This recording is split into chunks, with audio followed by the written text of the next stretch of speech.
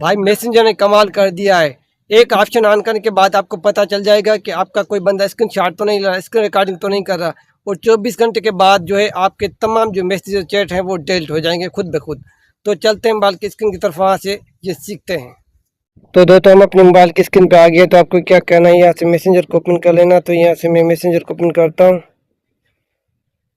तो आपको जिस बंदे का जो है आपको चैट लॉक करना है, आप चाहते हैं कि वो आपका स्क्रीन शॉट ना निकाले और स्क्रीन रिकॉर्डिंग करे तो आपको पता चल जाए, तो आपको क्या करना है, ऊपर जो है आपको इसका एक एरो का ऑप्शन है, इस पर आपको क्लिक करना है।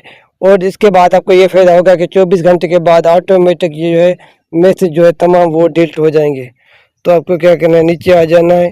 तो ये ऑप्शन आपको मिल जाता है। आपको क्या करना है, इसको ऑन कर लेना है।